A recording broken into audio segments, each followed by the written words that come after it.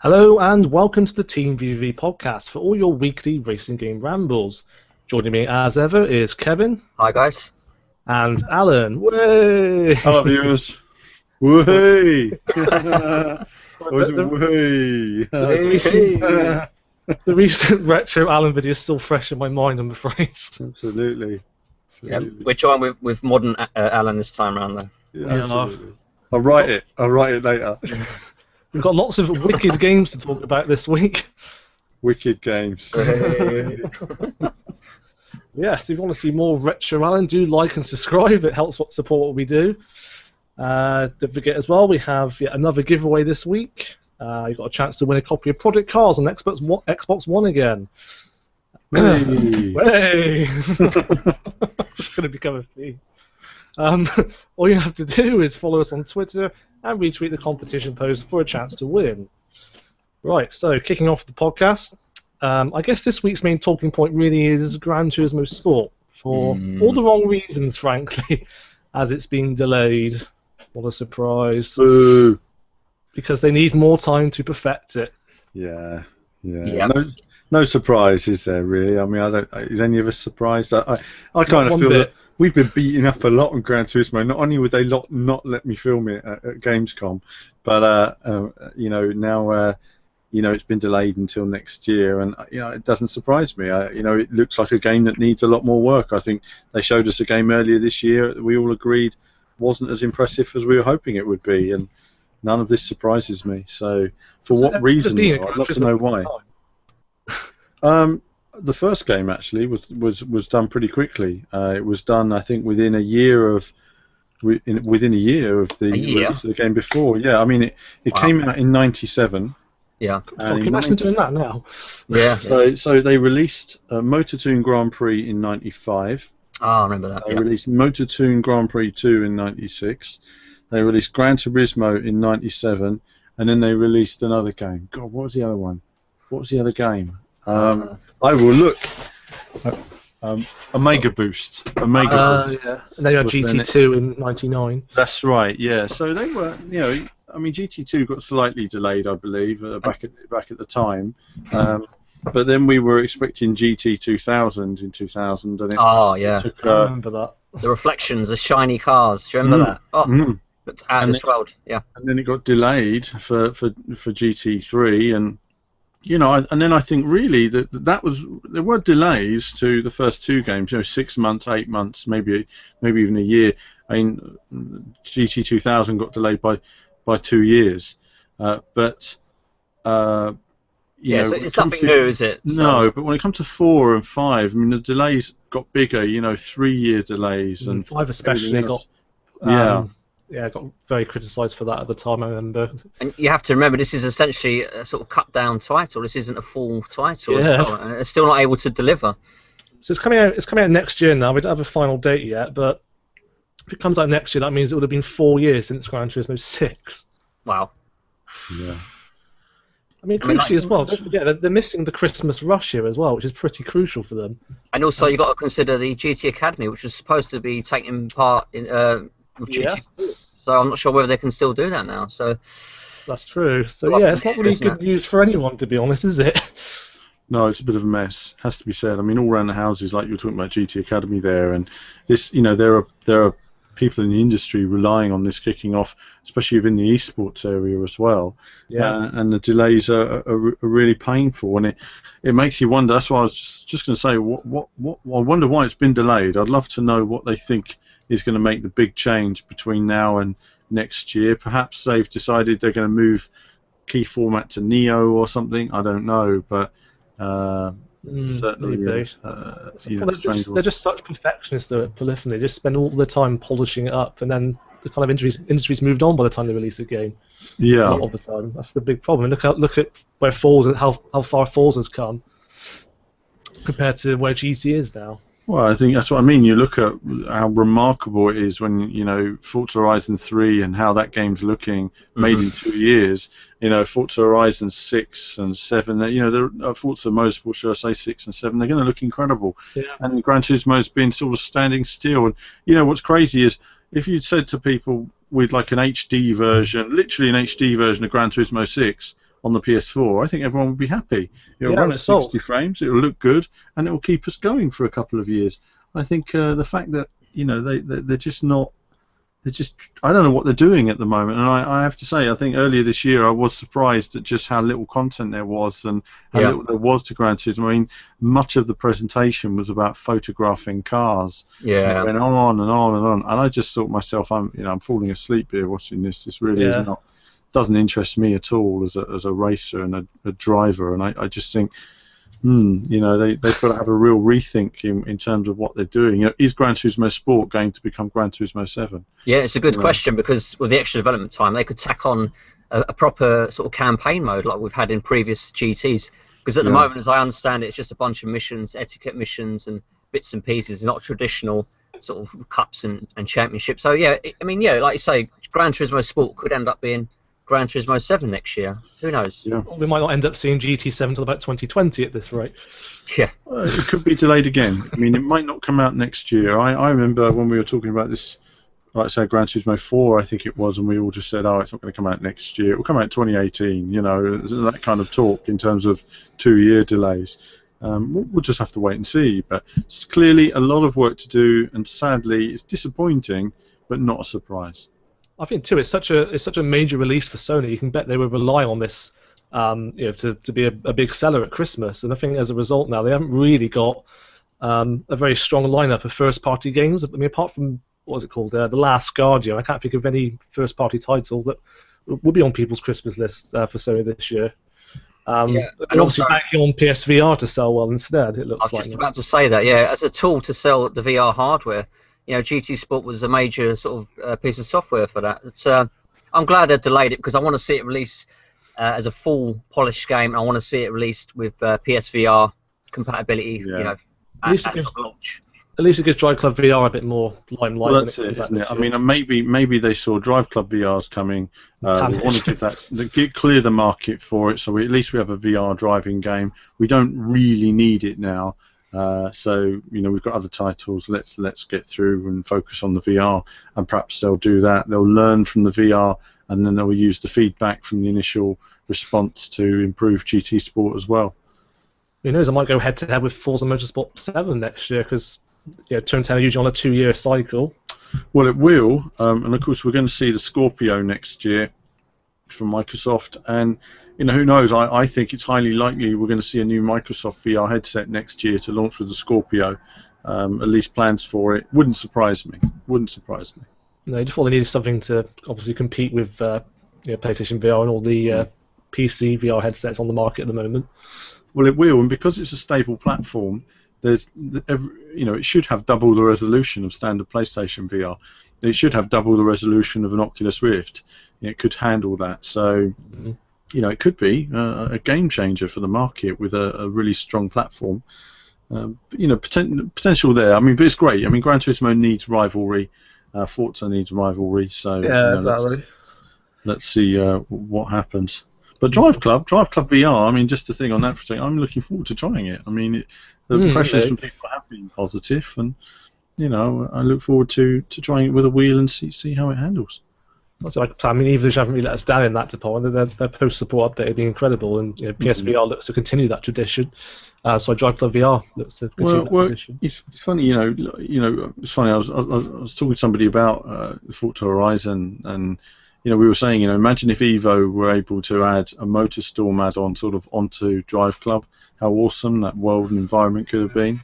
That would have really worked well, but alas, I'm rambling. I'm just thinking about things that will never be. But who knows what Evo guys are working on at Codemasters now? I mean, it could be awesome.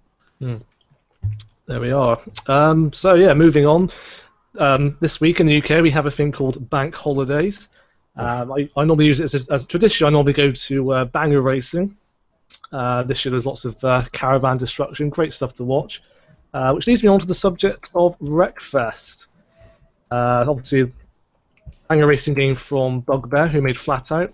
It's been on PC for a long while now. We've been following it ever since it launched on Steam Early Access. Yeah, a long time. Just last week they've now revealed it's coming to consoles, and I couldn't be happier personally. I've been longing to see this get out there. It's been a long time since we've had a proper Destruction Derby style game, and I've been very impressed with what we've seen so far on the PC. So it'd be great to see it finally out for the console audience. Yeah, I mean, I played it a lot. I played it a lot when it first came out. I liked the early builds, Yeah. but then they changed it with a big upgrade after about a year or so, and they moved the in-car perspective, and I don't know, it just wasn't as fun to play after. It didn't handle as well, didn't run as well on the PC, and it just wasn't as good. So it's a game that the more it seems to have been developed, the more it seems to have got worse, and I hope they can turn it all around. I'll have to get it back on the PC version, but like you say, there's always been a market on console for a new Destruction Derby. Let's see if they can make it happen. There has. I mean, I'm a big fan of Flatout personally. I think that was really the kind of Destruction Derby of its time. And obviously on the PS1 we had Destruction Derby as a series, like 3 games released for that. I love Destruction Derby. Absolutely incredible game. Me too. And, we've had Dirt Showdown, but it wasn't quite. It was kind of tacked on, I think. Yeah, I feel like Wreckfest is more of a successor to exactly. Derby. But they had Flatout there on the PS2, and that was kind of like the Destruction Derby of its time. It kind of almost like a successor to it, because fantastic games, Flat Out. Apart from number 3, of course, which was like a mobile game, wasn't it? It was horrible.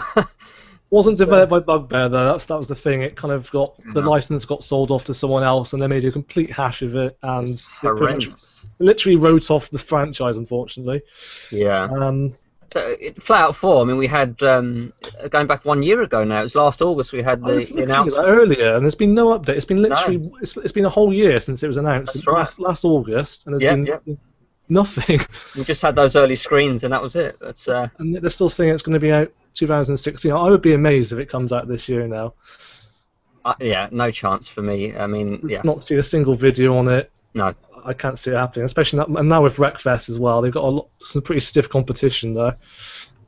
And the damage system in Wreckfest is incredible, isn't it? So we're going to see the best damage we've ever seen on console. Oh, bar none. I've never seen any better damage modeling in any racing game, to be frank. Yeah, incredible stuff. I mean, just like when you've got something like that that's so detailed, you just go around bashing up your cars just to see what happens. Just like what we discussed before with Toca racing cars driving backwards and things like that. I used to do that so often when I was younger. I didn't do any racing. I just went the wrong way and slammed into people head on, because you couldn't really do that in games before that. When you get a nice new bit of tech like that, you just you have to experiment. Have a bit of fun with it, and I'm looking forward to that in Wreckfest, because it's one of those games that's just got this incredible detailed damage model. You just think, well, what would happen if I do this or this? It's just unbelievable fun. Great stuff. Like I said before about how I think that developers aren't really taking advantage of the new console hardware to actually make better damage modeling, because I still think that we haven't seen damage modeling this good since Burnout Paradise, and that was about 10 years ago, almost. Yeah. About 8 years ago, I think now. We had Carmageddon earlier, which wasn't too bad, but yeah, surprisingly good actually. I wasn't expecting. It was good. I mean, it was such a complex damage model. It was pretty decent. But I think Wreckfest does still blow out of the water, though. I mean, I think Wreckfest is the closest to Destruction Derby. Destruction Derby was an amazing game, the first one on the PS1, and it amazes me that we're at this day and age when we can't even get a game like that running. Get anything similar on console now. So, Wreckfest was there. Like I say, back in 2013, I think it was there 3 years ago. So, like you say, the changes since have kind of altered it, in some ways negatively. But I'll have to get back onto it again. To be fair, I mean, when was the last time I played it? I haven't played it this year, so. The updates have been quite few and far between. But there's been a few in the last sort of few months. They have tweaked it based on community feedback. So, I think there is a chance they might have fixed some of the issues you had with it. What's also interesting, they also announced another project at the same time. Yeah. Called Stunt Fest. Yeah, it's interesting. Like a sort of stunt arena, a bit like. Do you remember the technology demo that came out with when it was called Next Car Game. They should have left it. They should have called it Next Car Game. That name stuck with me. Yeah, for me, I always call. I mean, it's still called Next Car Game for our section on the website, purely because we set that section up, and it was quite complex to just change it all. So we just stuck with that. The problem is they took 2.5 years to come up with the name of the game. Did. It's not like we've done like 100 articles on it before they even came up with the actual name. No, I can't give that game enough praise. No, it'd be good to see. A console version is just what they need. And let's hope they can do it. Let's hope they can do it, because it really is something that they. I'm a bit unsure about this Stunt Fest though, because it's only on PC. As a standalone game, it seems potentially a bit light on content, maybe. It strikes me as, we don't really know enough about it yet, but it does strike me as like a bunch of mini games that should be in the main game. Flat Out, you probably remember, was known for its sort of driver flinging mini games where you can throw the driver through the windscreen. Games like mini games like high jumps and stuff like that. I get the feeling that they might be reserving that for Stunt Fest and not have that in Wreckfest. Yeah, like you say, it's almost like that they had that initial plan for the new Wreckfest game, but they just thought, what if we put this separate to Wreckfest? We could get a bit more. We can make more sales money. Or something. Yeah. That's the problem. I'm not sure if that's going to go down very well, but No. reserve judgment. I think too. I'm just bringing up the article. You'll also be able to make your own stunt arenas. I'm just trying to get the article up. Yeah, there's like a level editor. It says you can create your own mischievous levels using the easy-to-use in-game editor, and then trying to accomplish all sorts of crazy ragdoll stunts. Yeah, there you go. See, they're playing on the ragdoll stunts again. So a part of me thinks that won't be featuring Wreckfest, unfortunately. It's an interesting picture as well with the. I like that, actually. Yeah. Some sort of blender, isn't it? And you got the people. So it may take a more sort of cartoonish sort of art direction. They're probably going to put it. If they make it very different from Wreckfest, then I suppose they can get away with it. It kind of reminds me a bit of it's almost like the technology demo that they have with Next Car Game, and they've mixed that with Stuntman's Stunt Arena Creators. Do you remember that game? Yeah, I think I do actually. Yeah, I like the big spider in Next Car Game's yes. tech demo. That was pretty cool. Yes, I remember that. That was incredible at the time. If anything, the damage modeling in that technology demo was actually more extreme than the main game at the moment. I think they toned it down a little bit because it was so over the top. Obviously, that was the point of the technology demo, to kind of show off the damage modeling. I can't believe that was 3 years ago now, though. Wow. And of course, it's all unlicensed cars, isn't it? Because they wouldn't be able to do that with licensed. That's obviously how they get away with it. Yeah. So yeah, we're starting to see a bit of a resurgence in car combat games. Obviously, we had Carmageddon Max Damage this year, and just today as well, it's been announced that a game called Gas Guzzlers Extreme is also coming to consoles. I've not played it personally. I don't know an awful lot about it, but it strikes me a bit as. Do you remember Vigilante 8? Yes. It looks a lot like that, and a lot of other people have been saying that as well. It's basically car combat, but with weapon-mounted cars, basically, so you can fire guns and rockets at your opponents and stuff like that. It looks fun. Again, there's a bit of a gap in the market for that at the moment. We've not had a Twisted Metal game since, I don't know, a few years ago on PS3. They sort of rebooted it. Yeah. Apart from that, we've not had. I don't think we've had any sort of games of that nature, really. At least not on console. It's surprising, isn't it? Really. You've got these massive titles, massive brand, no one's revisiting them. I take listeners back to the Destruction Derby. It's the same thing. It's there's all kinds of aspects of the genre that's just sort of everyone's copying each other, aren't they? Yeah, pretty much. Yeah. I think that's the problem. There's big gaps on the market for these titles. Which shows how far ahead of its time Destruction Derby was, really, the first one. Yeah. 1995, that one. 21 years ago. My goodness me. Wow. Yeah. Just to see 3D cars with damage modelling, it was. It was unbelievable. When we first played it, the handling was a bit rubbish. I'll give you that. But that worked because they were rubbish cars. That's the idea, isn't it? Yeah, and they were hard to drive. When you got damage, they were really hard to drive, but you could drive them. Yeah. They just weren't easy.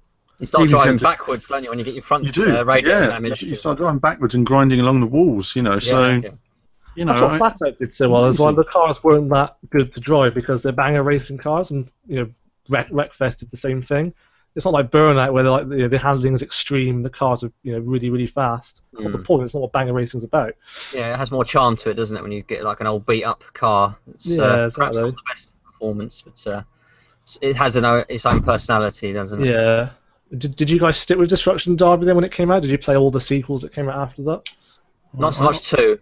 Yeah, no, I was actually, believe it or not, I was hugely disappointed with 2 at the time because I didn't like the direction it went in. I didn't like the pop-up as well. There was a lot of pop-up in the game. Oh, yeah. And when you were playing in the Crash Arena, it was a really great idea to see the big, bold cars and graphics and hills in the middle, but everything was a pop-up mess. And it just done away with the feeling of being there. The immersion wasn't there. So I like the way Destruction Derby, believe it or not, there's no pop-up in the entire game. No, there isn't actually. No, you mentioned that. Yeah, nothing pops up, and so that was something I really liked about it. Was that level of detail they went to, and they didn't have that. So yeah, and after that, I just kind of fell away from it. I can't remember really what the other versions were like, but yeah, the first one for me was where it was at, is where they just nailed it, and I just wanted them to build on that really, 2 was perhaps a bit too extreme, because I remember like in the arenas, they'd all the cars would come together and smash into each other, and they'd all go flying in the air, and it was really over the top. It like went mega extreme, and it went the other way. Yeah, it was fun for what it was at the time, but it wasn't what I was hoping for, Yeah, was it made by the same people that made Driver as well, one of my personal favourite series. It's interesting. Then it lost its way a bit, and you had, I think it's called Destruction Derby Raw, which was made by a different developer. Yeah, that's right. Yeah, good memory. Yeah, I've that? forgotten now. That wasn't too bad actually. That kind of brought the series back to the original in some ways because it was more realistic and a bit slower and not as extreme. Yeah, I quite enjoyed that from what I remember. You had the skyscraper tracks as well, where you could push people off the roofs. Thing is, I did play all these games back in the day, but I can't remember them all now. Actually, mainly because some of them I only got on demos. Like I'd get the PlayStation magazine, and I'd just play the demo discs of all the new games. And I bet you don't remember Destruction Derby Arenas then on PS2. I do remember the name of it. I remember seeing it. Trouble is, in that era, you see, I used to do general gaming coverage, so I would have so many different games to cover. I wasn't just stuck on the driving games and stuff. There was always like something new to cover. But I do remember it.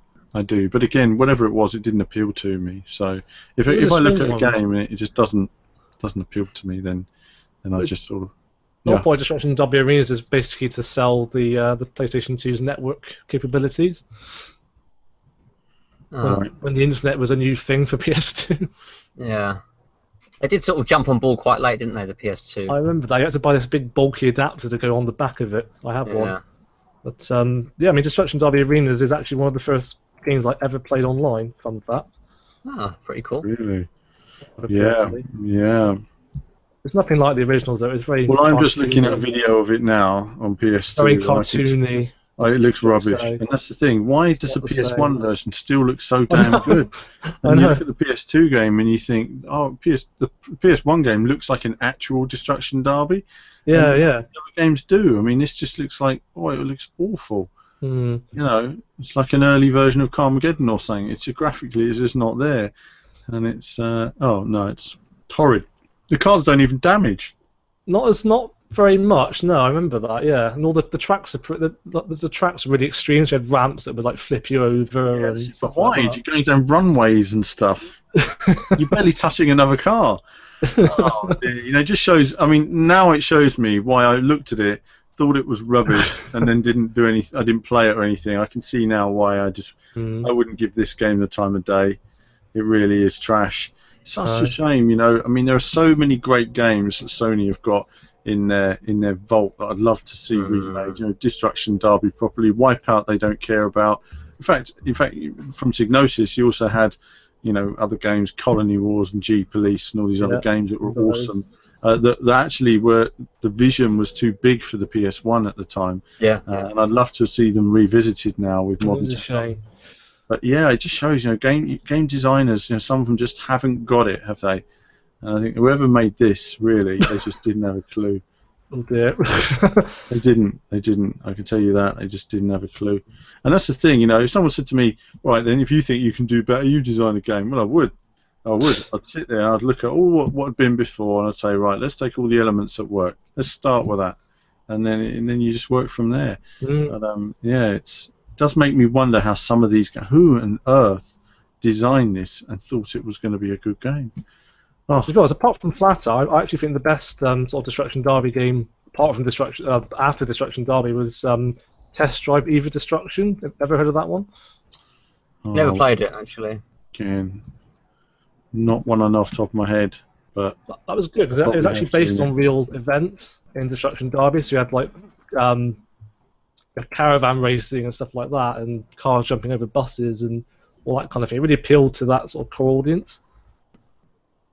It's a bit of an obscure one now, though, I think, but yeah, definitely worth checking out if you're into the genre. oh, well, it's better than looking at it now. It's better than Destruction Derby. Realistic, yeah. Yeah, I mean, it looks. I mean, again, visually, it's all right. It's not bad. I mean, it's got a much more. Looks a lot like Wreckfest. It does. There you go. An early version of Wreckfest. I'm willing to bet they spent far less money on that than they did on Destruction Derby arenas. Yeah, absolutely. Yeah.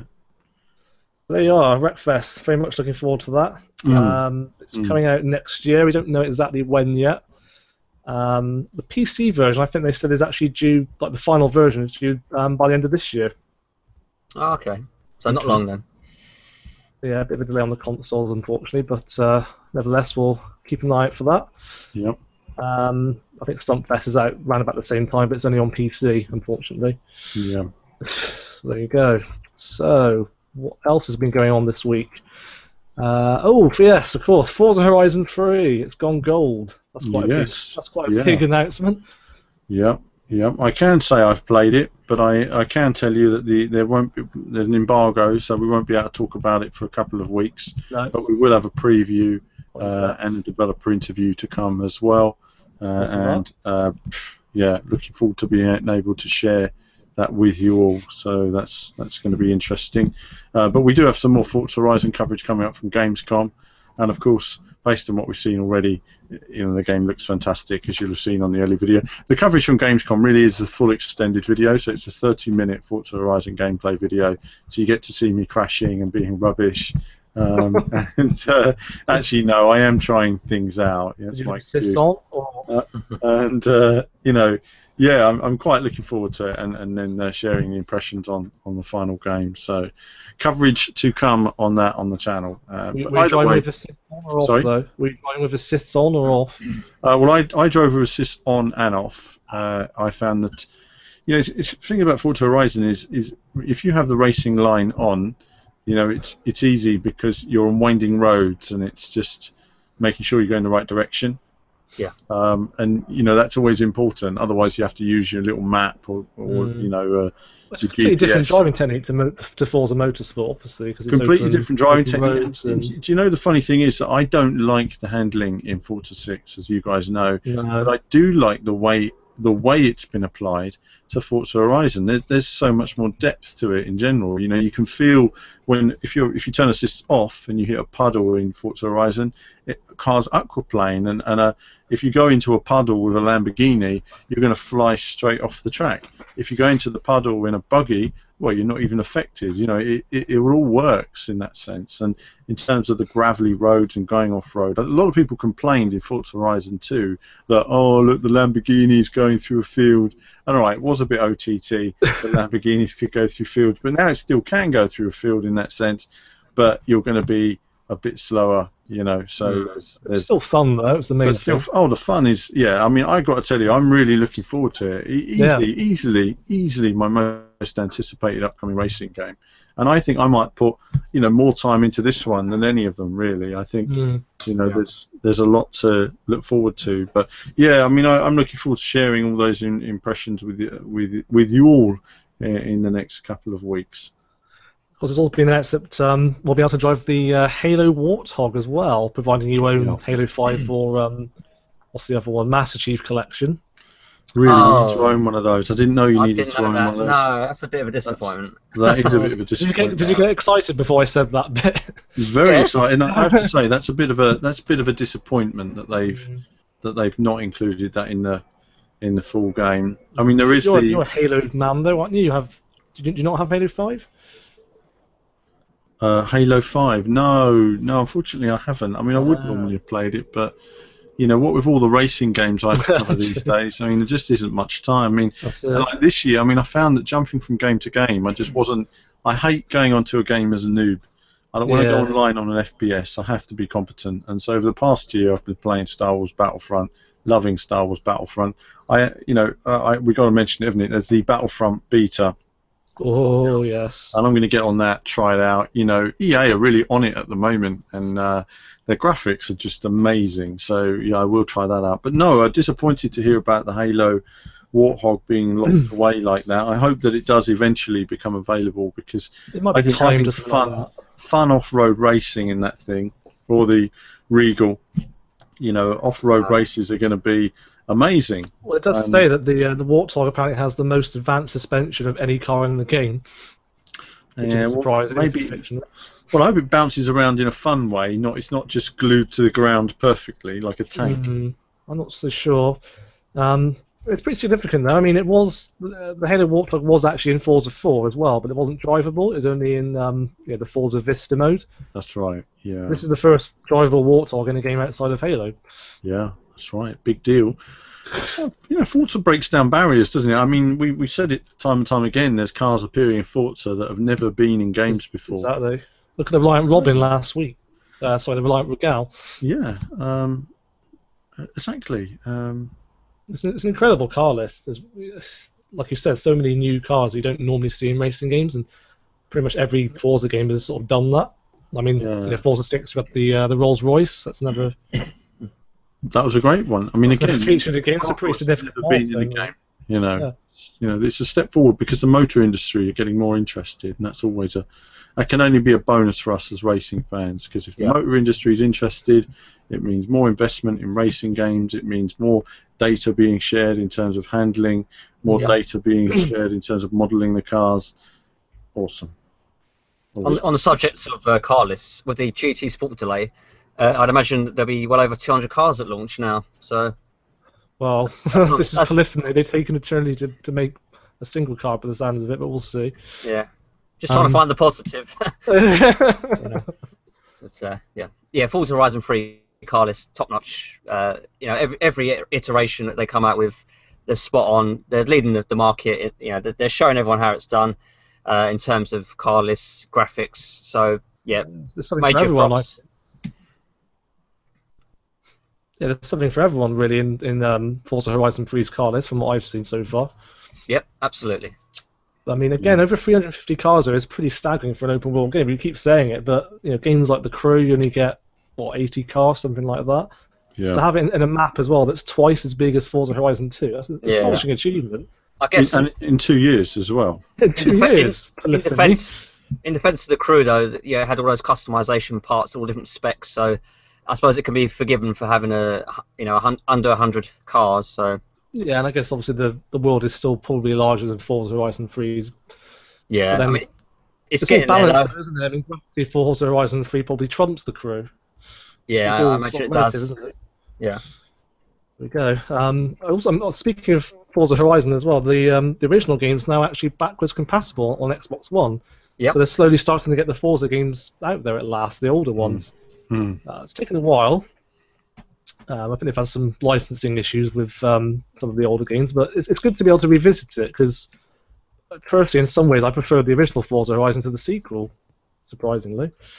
It just felt more special, I think, because at the time it was something completely new, like the series went off in a completely new direction, and we'd never seen an open world game with such authenticity in terms of the cars and the handling and the car list.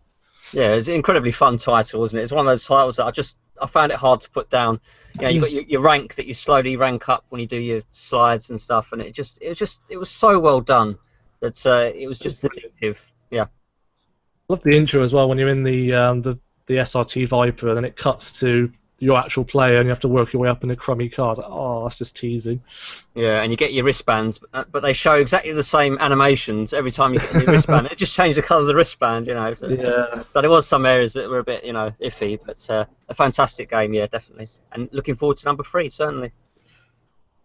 Yeah, also the narrator. I hated the narrator in Forza Horizon 2, the British guy. Remember that? Cringe. Yeah, well, that's what something that really put me off Forza Horizon Yeah. 2 in Twin general faced. was I don't like the PR guy in it, and he's very much a sort of sleazy PR man, as I like to say in the business. You do.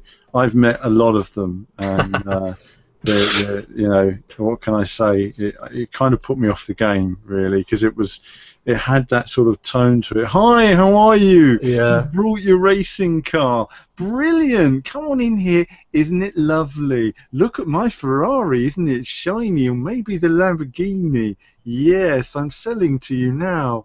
You know, it had very much like that kind of sort of feel to me that felt lacking personality, and it wasn't very personable. It wasn't very real. And I suppose when I watch it, I think that's not a car man.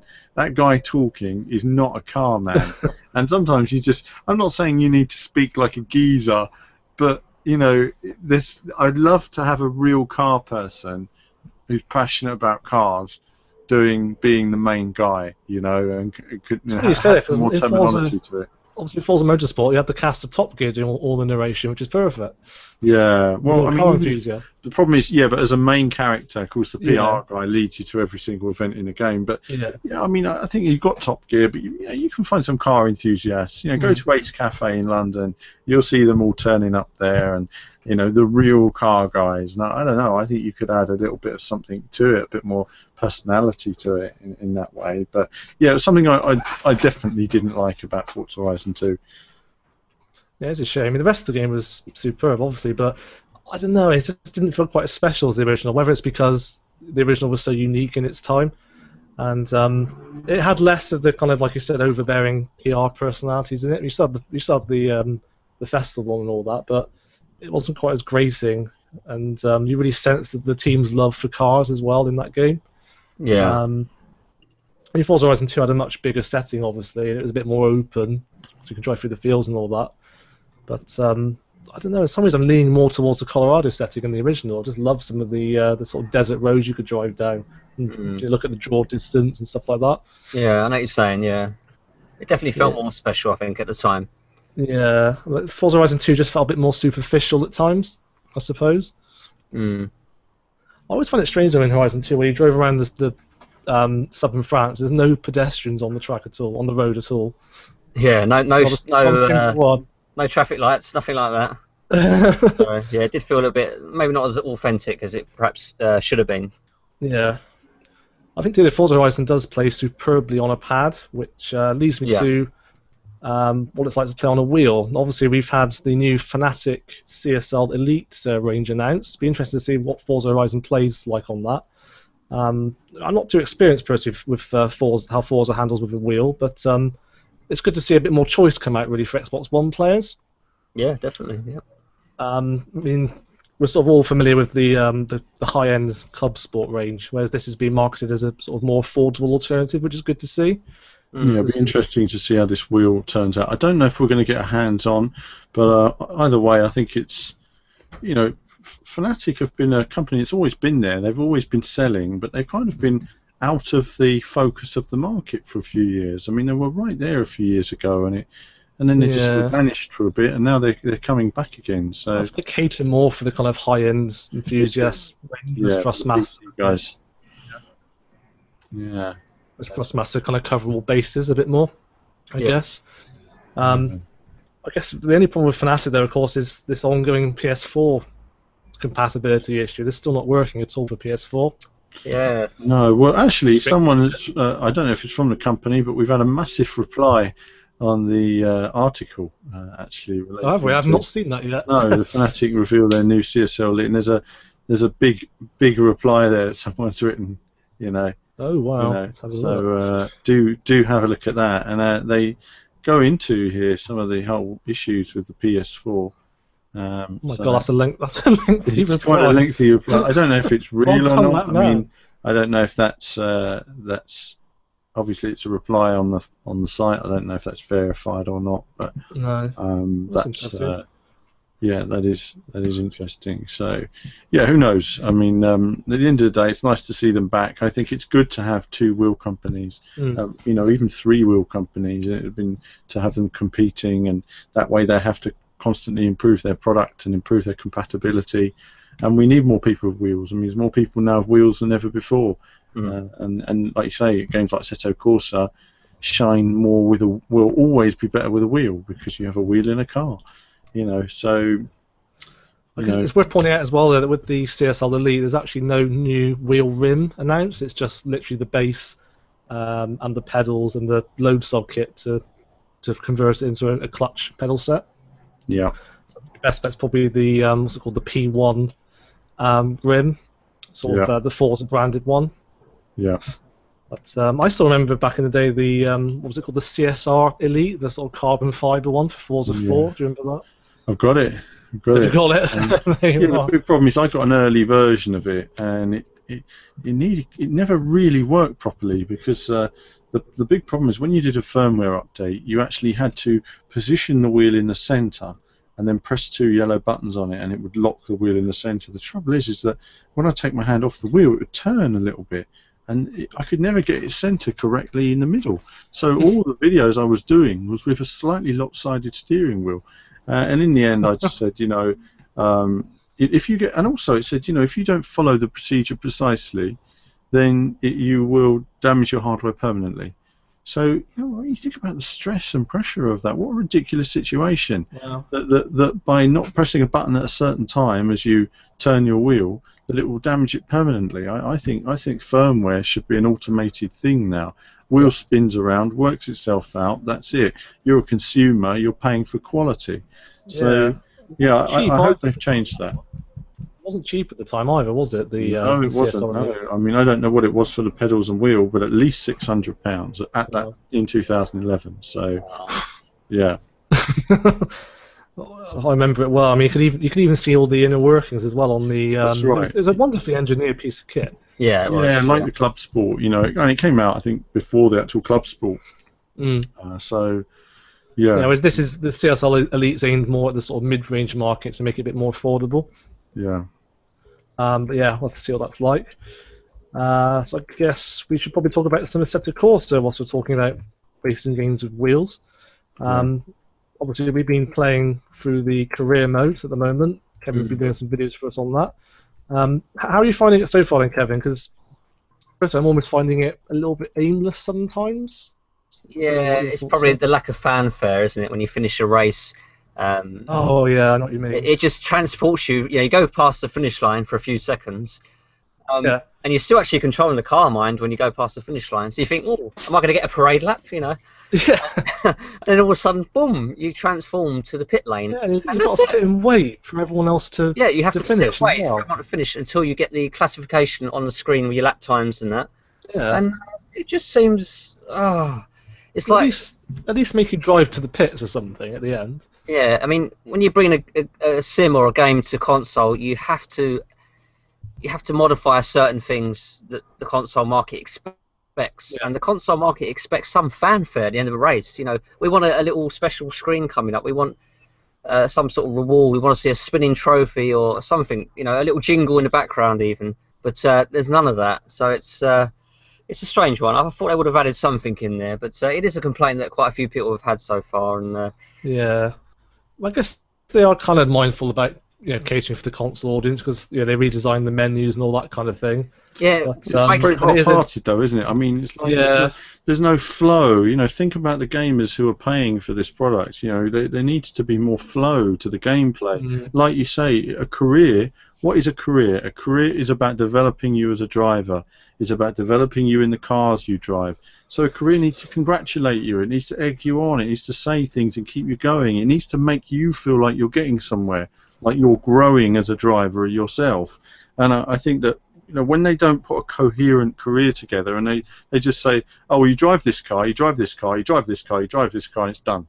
No, that's not the idea behind it. And again, I think that because they're so focused on you get to drive the simulated car. That's all there is to it as far as they're concerned. And I think the focus is slightly wrong. It's kind of like when you're in the bubble of games development, you're you're telling each other something's brilliant, but sometimes you need an outsider to come in and look at it. And there's a part of me that kind of wishes we could seen some of this, even as a beta test a couple of months ago. I think they'd have got stacks of feedback from the community, and I think that would have worked better for them in some ways, and they could have made this a better all-round product. That's it. And to me, it's just a bit aimless. I mean, what are you really working towards? Because all the cars are unlocked, all the tracks are unlocked. There's no real feeling of progression. I mean, fair. I mean, I guess Project Cars did something similar as well, where everything was unlocked from the outset, but you still felt like you were progressing in the career. You were getting contract offers and invites, and you really felt you were ranking up. Whereas here, it's just a bunch of events cobbled together, basically. Yeah, I mean, I don't know what it is about Project Cars, but I've always said this. I love the feeling that you're racing in Project Cars. It feels like an occasion. It feels like you're in there and it's intense. And yeah, I mean, it really simulated the career of a race driver, didn't it? Whereas Assetto doesn't quite know what it wants to be for a career. No. It's got pieces of it, but it's not coherently put together in a flow. And I think the fact that with all the frame rate and the clipping issues and various bugs. Yeah. The cars going into the pits 1 lap from the end of the race, that's a major part. I've been watching your videos, kind of been seeing that, and it's just all these little things, and you think, did anyone actually test it before it went out? Did anyone actually know that? It's a bit like the automatic gears. I mean, that for me, and I know a lot of sim racers listening to this, so not be interested, but let me tell you, a lot of beginners will get on Assetto Corsa for the first time. They'll say, "Oh, look, it's a sim. I've never played a sim," and they're going to try it, and it's going to select the wrong gear. It's going to throw them off the corner. They're not going to realise that, of course, because they don't know what gear they're supposed to be in. And then they're going to say, "Oh, I can't play it. It's too hard." It's not too hard. They're sending you in the wrong gear and sending you off the track. And in the video I put out last week, you'll have seen I was going through corners in 6th gear, just stuck in 6th gear, going into Parabolica in 6th gear, and it was sending me off the track every time. So you've experienced this as well, Kevin, haven't you? I mean, seen some of the... Yeah, the automatic gearbox is pretty unusable, it has to be said. And it's just these little things that all add up, don't they? And the review scores so far from the Assetto Corsa have been pretty poor. I mean, I've seen plenty of 5s around, and it's just these little bits they've got to iron out that I just wish that they'd done before the launch, because they're very silly things, a lot of these things, and it just taints the game. It's a fantastic driving experience. Okay, the career mode's a little bit, there's not a lot to it, like we mentioned, but it's just these little errors that just let the game down, and I so wanted it to launch as a near perfect product, and it's just so disappointing that they've got these silly little things there that's going to really affect sales, and of course affect potential sims coming to the console market in the future. That's really my worry. Yeah, if this doesn't get a good reception, it could affect the market. I mean, yeah. I mean, people are not going to be, most people are not going to be patient to wait for patches and whatnot.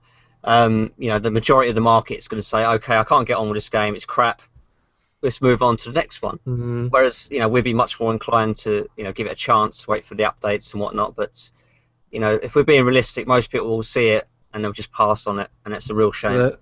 I think really my overall impression of Assetto Corsa so far is, incredible driving simulation. Pretty much the best out there, but as a gaming experience, it still needs a lot of work. Yeah, I think that's a fair analogy, fair comment on it. So, yeah, it's just these little things that they need to bolt. Gaming experience that keep you coming back for more and more. It's not quite there yet. Just lacking a bit of personality, and it's got these bugs. Yeah, I know what you mean. It's quite soulless sometimes, isn't it? I know the driving is fantastic, and the sound is. Yeah, I mean, a lot of PC sims are a bit soulless, let's be honest. So yeah, I think it just shows like how hard it is to really transition from a core hardcore PC game to console. It's such a different market with such different expectations. Yeah, exactly. It's definitely one for the enthusiasts, I would say. Absolutely. Yeah, if you don't like hot lapping, then it's not going to be a game for you. It's very raw experience. It's all about the driving basically, and if you don't enjoy hot lapping and things like that, you're not going to get much out of it. I don't think the career mode is perhaps going to keep people entertained for long. That's it. I guess as well, we got the news that there's two versions of Assetto Corsa at the moment. You've got the standard game and also the Prestige Edition, which is a game exclusive sort of pre-order bonus. We talked about it a bit last week. We were a bit concerned at the time that you get 9 extra cars. We were a bit concerned that those cars might only be restricted to that edition, but they have actually now confirmed they will be available separately to purchase. Yep. At a later date. But it's interesting to know it won't be included in the season pass. Oh, really? Oh, wow. No, so potentially there's quite a lot of investment there because you've already bought the game. The season pass is, I believe, $24.99, and then who knows what the Prestige pack's going to be? That's another 9 cars. You could be again spending the cost of the main game on DLC content, which is a big problem in the console market, really. Yeah. Battlefront, Yeah. on PC though, they were quite reasonably priced, if I remember, the DLC packs. Hmm. Yeah, I mean, they're just trying to raise money, aren't they? Because it's they're trying to sustain. It's kind of annoying when you know that all the cars in the Prestige Edition, the extra ones, were included in the PC one from the outset mostly. Ah, okay, yeah. Like the Ford Mustang and the M4, BMW M4, cars like that. Yeah. I mean, the good stuff comes with the season pass, though, doesn't it? The Japanese car pack, the red pack, and we've got a Porsche pack coming up as well. So, but because at least they are releasing the Prestige car separately. I was a bit concerned they might have just left that in the game-only edition, which is about £10 extra. Yeah, I mean, we're seeing things like that more and more these days, aren't we? Yeah. So it makes good business sense. So Project Cars was the same. I remember they had the limited edition. There was about 5 cars exclusive to that. Then they released them again at a later date. Yeah. It's just kind of annoying though. Like in all the promotional trailers, a lot of the DLC cars feature. Yeah, that was not a very clever move, I don't think. In the launch trailer. Yeah, I thought that was wrong in the launch trailer. Yeah. I mean, showing the F1 car and all the rest of it, I thought, everyone thinking, oh, F1's going to be in there, and it's not. And where is it? Why isn't it in there? Where is the pack anyway? But if you look closely, there's some small text in the corner that says DLC content. Oh, really? On the trailer, yeah. I noticed that the other day. It was put in there. I think that's a naughty way to do it myself. I don't think that's... I was looking forward to driving the new Mustang, for example. There's not that many muscle cars in true. And that's a Prestige car, so you can't have it unless you have the game edition. Notice too, the Prestige edition, they've already raised the price on it on a game. Ah. You could have, if you pre-ordered it, it was about $37.99. Now it's $42.99. Oh wow. Well, you can buy the standard game on Amazon for about £29 at the moment. Yeah. So no date when this will be available outside? No. Okay. No date for anything yet. I mean, the season pass is available, but they haven't said when all the content's going for that. You get the red pack, you get the Japanese pack, and the Porsche pack whenever that comes out. Yeah. And then the Prestige pack's coming at a later date, according to them. Okay. We'll have to wait and see. So yeah, at least I guess there'll be extra content to keep us invested for a while, but we're getting a little bit fed up with the business models that we keep seeing. When it comes to DLC, I think it's fair to say. Yeah. I think DLC is kind of taken over too much right now, and I think DLC should be much cheaper, and I don't know. It's insulting when the season pass is as much as the main game, isn't it? Yeah, I mean, I suppose people are trying to do too much too quickly. You can't make Gran Turismo if you're an independent company. You have to start small and grow, and it's going to take a few years. But before you even worry about all your DLC, you need the core game working properly. And I think really their focus needs to be on, getting that core game, fully functional as it should be, and if anything, adding to it with major patches to improve the way things work in it. The problem is on the consoles, it can take 2 weeks for a patch to go through. It's not like the PC where you can patch things more or less instantly. So when you get problems with the console versions, it really is a pain, and it really does take time to fix. It's a real shame that Assetto Corsa has these problems. That's right. Sony and Microsoft don't always have the same time spans as well, so they could be done for PS4, but they still got to wait for Microsoft's approval for Xbox One. Yeah, that's right. It's a bit messy. It is. It is. There we are. I think just to round off then, in terms of new releases this week, the main one really is Redout. Alan's definitely a massive fan of. I think it's fair Well, to say. Redout for me. I mean, I've liked the trailers since I first saw them. I thought, wow, looks amazing. Love the style and the visuals. Love the launch trailer. I think it's an awesome trailer. Meeting Valerio, CEO, developer, lovely guy, showed me the game. Stunning tracks, stunning visual look, really unique. The gameplay was fantastic. It felt floaty. It felt nice. It worked well with both sticks controlling your ship. Played it on VR, which was impressive. I was playing it on I need a more powerful computer than the one we had to test it on, but it all worked pretty well. And I have to say, it's one of the most exciting indie titles I've played in a long time. I mean, super slick, really nicely put together. I mean, for an indie title, I just doff my cap to them because it really blew me away. So I'm going to hopefully get on that, get some videos uploaded on the gameplay from that, and test it on the HTC Vive if my PC can power it. Obviously, I don't have the greatest graphics card now, so I'm going to see if I can get some footage up on the channel. But yeah, it's a shame more people aren't talking about it. You see, when you look at videos and you look at interest on the internet, Redout's not getting they don't know really how to market themselves. It kind of came out of nowhere, didn't it? They released the launch trailer for it about 2 years ago, I think, or a year ago. Yeah. They went quiet for ages. Everyone forgot about it, and now it's back with us again. And by the way, it's out next week. Yeah. Well, that was it. I mean, that was a conversation. I was like, oh, so when's this coming out? Is it going to come out, November, December, maybe, January next year? Oh, September the 2nd. Oh, it's out in 2 weeks' time, and nobody knew. And it really, I don't think they've built up enough towards the actual launch. No. So, it's, and in that sense, I'd like to see more. Like to get out there. But either way, we'll give it some coverage, whatever people think of it. And for me, it's a game I look forward to playing a lot of. It's coming out next year on consoles as well, we should say. Consoles, exactly. Coming out to PS4 and Xbox One next year. Let's see what these guys can do. Let's see if they can maintain some frame rate. Because I've got to tell you this: every game needed frame rate. This game needs frame rate. It's a very smooth, awesome experience. But yeah, would you say then it's the kind of Wipeout spiritual successor you've been waiting for? I would say at the moment it's leading the pack. I think the Formula Fusion has the Wipeout inspired visuals. And it has a cool Wipeout-style atmosphere. And has the team behind it as well. They worked on some track design and the ship handling design is not there. But Redout, they've gone for a completely unique style of design of craft, completely unique circuits. But the floaty feeling, the style, the handling, they've not been restricted in style. They've gone for something that works and plays well. Very impressed. I need to play it more. Obviously, this isn't a review.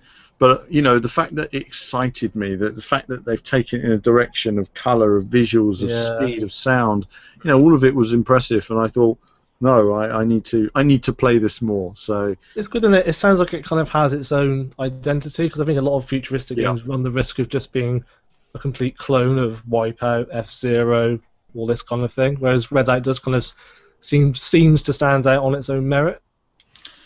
Yeah, I think it does. I think it had so much unique styling to it and a unique approach. Yeah, it combined all the elements. I mean, he even raised them himself. It's inspired by all of these games, and that's really what they've wanted to continue. This takes me back to when we used to get Extreme G and stuff like that on the consoles. You don't get many futuristic races like this now. And who knows, if this is successful, perhaps we'll get more. I think Fast Racing Neo dropped the ball last year and should have released on console. I think it would have done really well this year on PS4 and Xbox One. But, it's too late now. I mean, they still haven't made a decision. You won't see a Fast Racing Neo on console this side of Christmas 2017. By then you're going to have Redout and Formula Fusion on the market. But there's enough room for more than one game. So it's not like if you've got Redout you won't buy Formula Fusion. They're different, but within the same marketplace. And they have enough different to each other to still be worthy of your collection. Console, not exactly sport for choice though, are we? I mean, I think with F-Zero they were kind of banking on the sort of appeal of F-Zero being on Nintendo platforms, because obviously there's no F-Zero, well, there hasn't been an F-Zero since the GameCube one, I believe. So obviously I think they're trying to cash in a bit on that void, which fair enough to them. But like you said, it's a shame they couldn't really get that onto other consoles because it looked like a really solid game from what I played last year. Yeah. Well, it does look good. In fact, hopefully we're going to have some coverage on Fast Racing Neo on the new circuits very soon. So I'm trying to get hold of that. But yeah, Redout, one to look out for. I'm going to get on there, have a go on it, and try it in VR. And if I do get it working in VR, there will be a video. Well, I won't be able to play it until next year probably on console. Is there any news? Excuse me. Is there any news on the PlayStation VR compatibility at all? I think certainly they want to be VR across everything. So their plan right now is across PC and console. If there's VR options, they're going to explore those options. They want them to happen, and I think they're going to learn a lot from this. We all know that performance is an issue that they need to get. So if you are playing VR on the PlayStation, it will be a knockdown version graphically. I mean, I'm saying that, they're not saying it, but common sense says they've got to get somewhere. But with Neo coming out, who knows? I mean, Neo could make it possible to just run the PC version on the PS4, on the PS4 Neo, should I say?